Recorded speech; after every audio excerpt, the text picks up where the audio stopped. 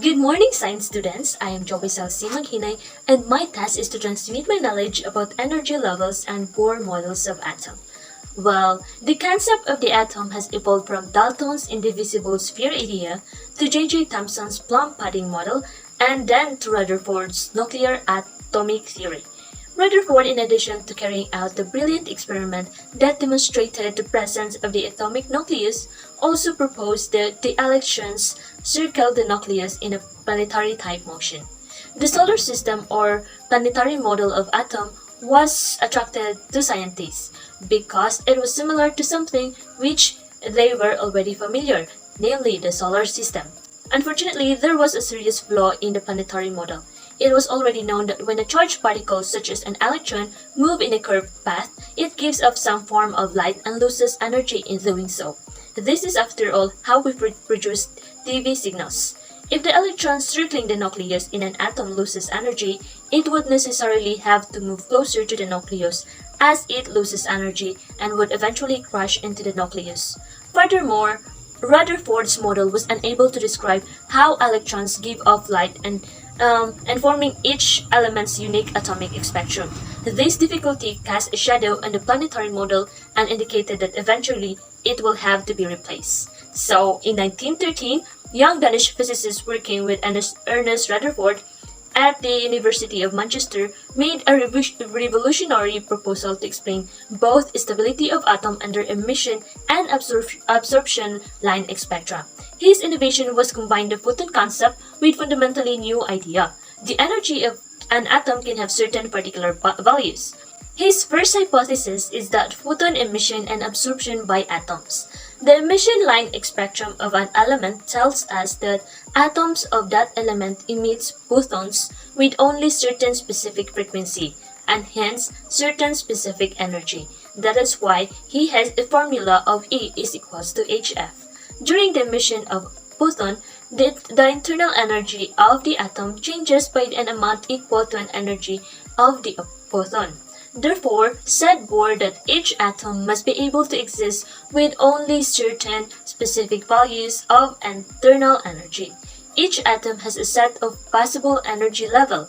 All isolated atoms of a given element have the same set of energy levels, but atoms of different elements have different sets. So, according to Bohr, an excited atom can make a transition from one energy level to a lower level by emitting a photon with energy equal to the energy difference between initial and final levels, such as in a hot gas. This happens when fast-moving atoms undergo inelastic collision with each other or with walls of gas container, and later on, as the time goes by, it loses its energy due to collision that turn the hot gases to warmer.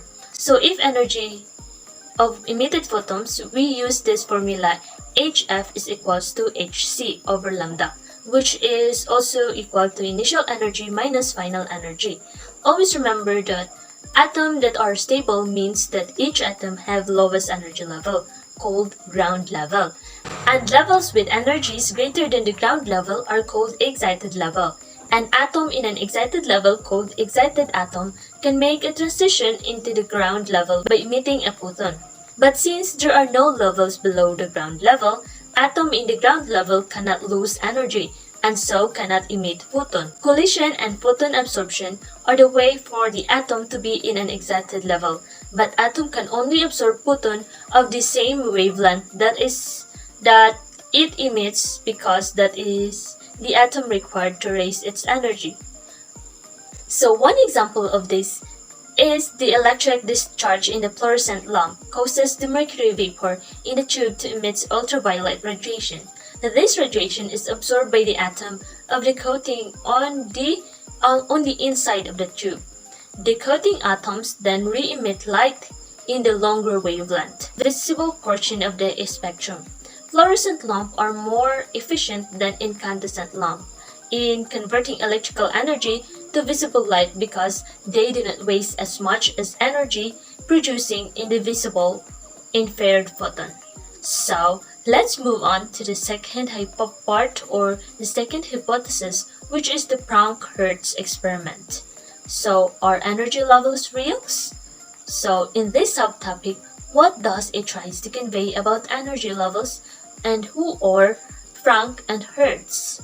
So, in 1914, the German physicists James Frank and Gustav Hertz answered this question when they found direct experimental evidence for the existence of atomic energy levels. When they studied the motion of electrons through mercury vapor under the action of an electric field, they found that the electron kinetic energy was 4.9 electron volt or greater.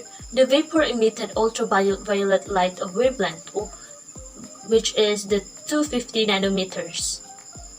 Suppose mercury atoms have an excited level 4.9 above the ground level. An atom can be raised to this level by collision with an electron. It later decays back to the ground level by emitting a photon.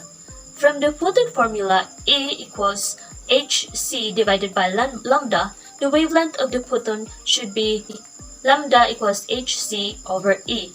So 4.136 times 10 raised to negative 15 eV multiplied to 3.00 times 10 raised to 8 meter per second divided by 4.9 eV is equals to 2.5 times 10 raised to negative 7, which is converted into 250 nanometer.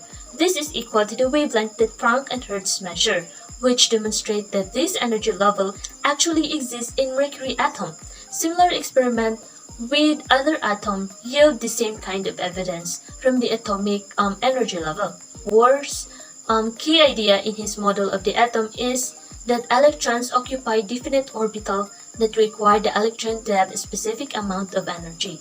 In order for an electron to be in electron cloud of an atom, it must be one of the allowable orbital, and it must have a precise energy required for that orbit.